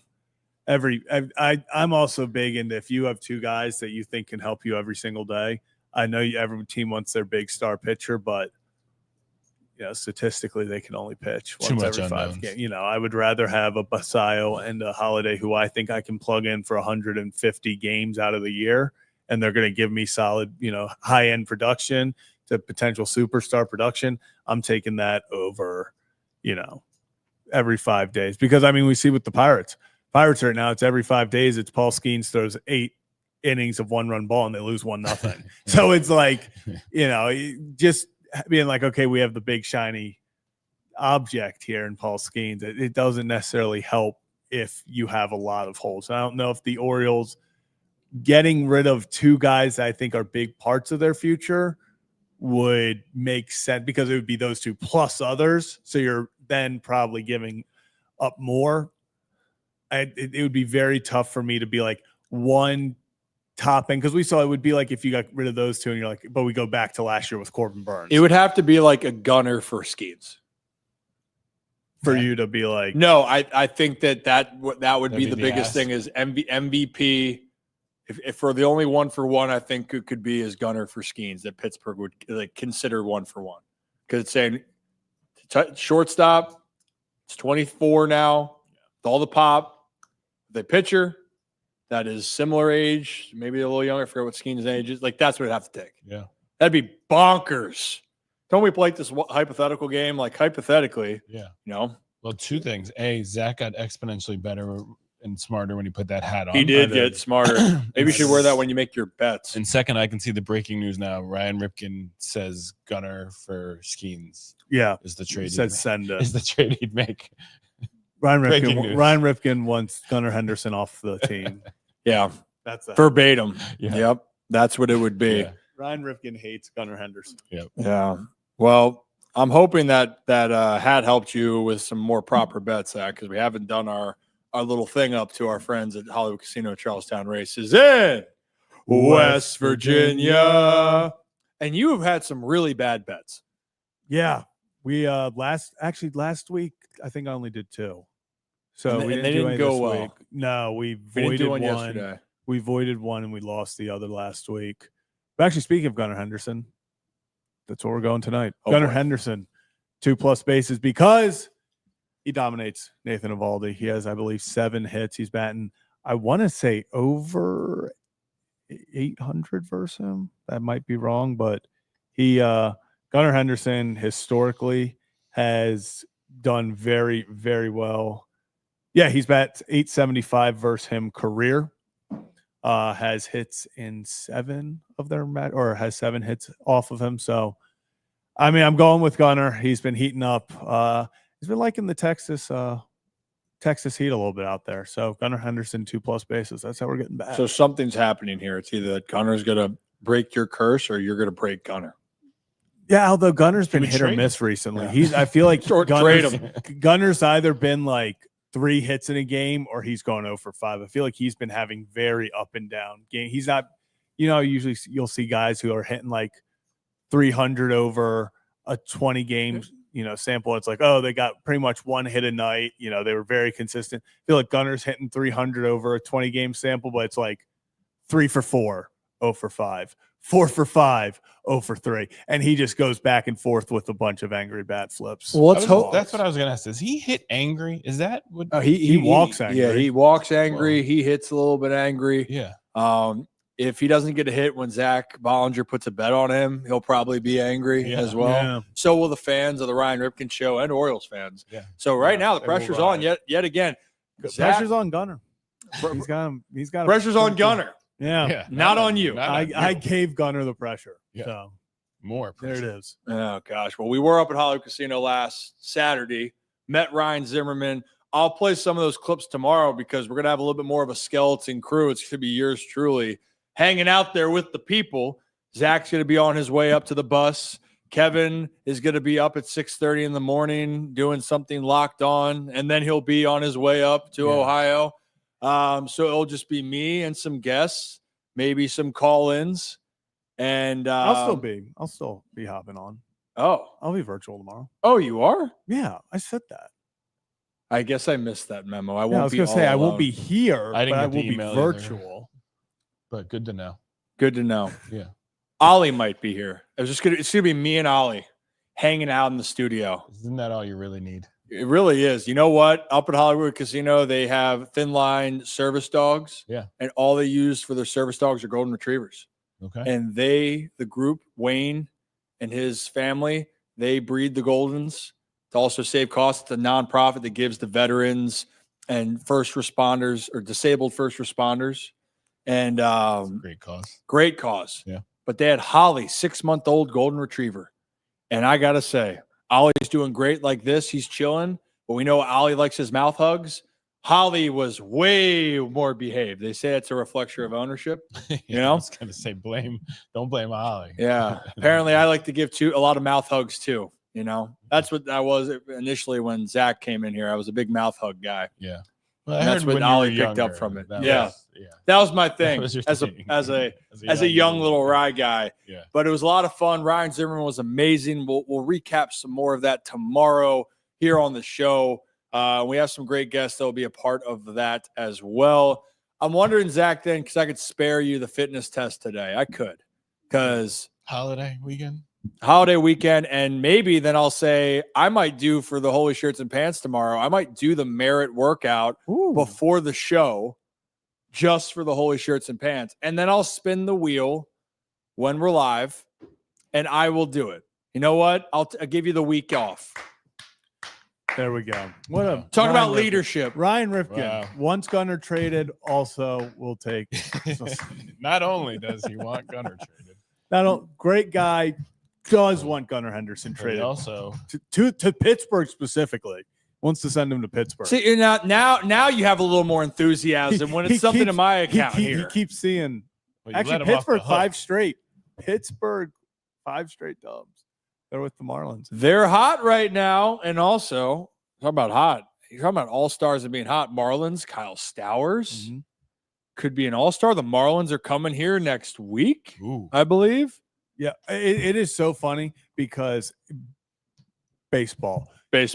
2 weeks ago, 3 weeks ago, if you would have, when you saw the Orioles schedule and you saw Marlins, Mets back-to-back series, you were like, geez, if we can just steal one against the Mets, and then you got to take 2 of 3, win all 3 versus the Marlins. The Mets have been the worst team in baseball over the last 3 weeks. Facts statistically in almost every category, and the Marlins have won 8 straight. So like baseball, it's all, we talked about, Ryan, when the O's faced off against the Nationals earlier this year, they get swept because they're playing atrocious ball. Nationals are starting to pick up.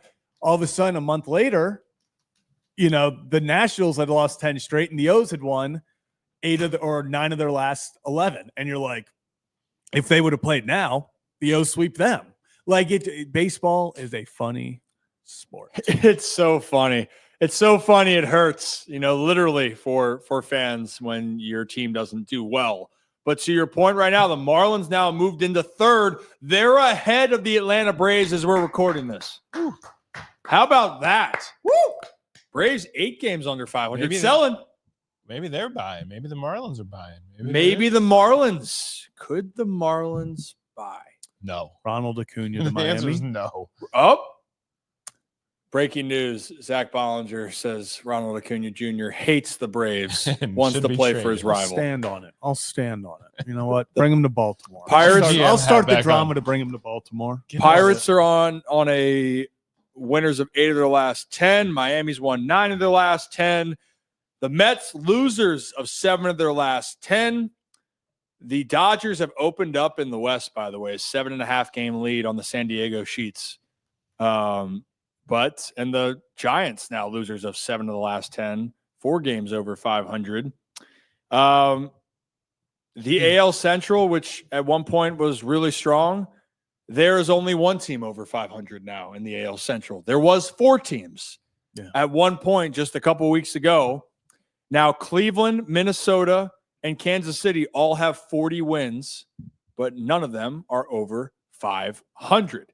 Now, Toronto Blue Jays now, guys, don't look now. They are a game back of the Yankees for the division lead. Yeah. Tied with Tampa, where the AL Beast is back. 3 teams over 500. Boston is 1 game under 500, and there's the Orioles, 11 games under. Don't you sleep on the LA Angels, man. I feel bad for Ron Washington. I hope the best for him. Ron is out for the rest of the season. Ray Montgomery's taking over as interim manager, but the LA Angels, they're back to 500. One of the great scenes in Moneyball is with Ron Washington sitting in the catcher's living room about playing first base, and Brad Pitt says, "It's not that hard," and Ron Washington goes, "It's incredibly hard. Incredibly hard to play first base." Yeah, that's one of the great lines in that movie. Love it. Love it. One last thing before we get out of here. I know we hadn't mentioned a ton, but the logo's been up there for really the majority of the show. You guys know we're a part of Merit Clubs, and they told me to get the word out, by the way. Ken, get the word out. We're back up and running. They never really closed the gym minus like 3 days, and they kept it open. They only had the turf and the bottom portion available. The whole gym is now officially cleared, open, and we're going to be doing a show there next week. If it's not 101 degrees, we're going to be up top, raindrop, up top, drop top, up top, up there at Merit Club. So I'm incredibly happy for Merit. I know it's been a frustrating process. Hopefully no more tornado warnings or whatever the hell that storm was. That's the summer. That was brutal. But just like Merit Clubs, or just they're like us, we prevail. We keep moving forward. Yeah. I don't know if that, yeah, we do prevail. Yeah. I would like to think so. It's a good place in Baltimore when a Baltimore company is open. Yeah. That's always good to see. So congratulations to them for getting back open. We like when they're back up and running here. And shout out again for Merit Clubs. I'm going to put out the information for Sean, who came on. The word's out there where, because of the Ryan Ripken Show, if you want a free consultation on wellness, on workouts, or what you're trying to do to fit your summer schedule, Sean, just email Sean. I'll put the email in there. Actually, let me do that right now in the chat so people have it. But then we will put it up again, because they're serious. Like, hey, any way that we can help, you don't have to be a member of Merit Clubs either to reach out and have a contact. They're just looking to help people that are looking to help themselves. And they like the Ryan Ripken Show, because who doesn't like the Ryan Ripken Show? If you're here, we hope you like us. Maybe you don't. But if you do, hit that like and subscribe button. We do this every Tuesday, Wednesday, Thursday right here on YouTube, X, and Facebook. We cook with the Iron Rooster and Kyle right here. 20,000 strong. Congratulations, you guys. That's a great feat. Great job. Make sure you take a bow. 20,000, and here's to the next 20,000. Might just take 2 shots right here. Right after that. They're around. There is some alcohol around. I've Now. seen. I I walked into the studio and I felt like there's a lot Okay. of alcohol. Yeah, I didn't fully clean that all up yesterday because I had to go on a little bit of a move. But yeah, there was a little bit of alcohol hanging around here. It was. But we did talk about with Sean when he came on. He's like, hey, you got to live your life. Right. You want a little 100 calories. You want to take a shot of something. Then we'll just watch what else you're doing. I'm like, Get on the perfect. treadmill. Go do a shot and then get on the treadmill. Or tomorrow, the 10 to 12 minute workout, that four exercises. That's your guy for Holy Shirts and Pants members. Hit that subscribe button too. If you want to join the group, be a channel member. Rip's good kids and the Holy Shirts and Pants, it all helps the channel.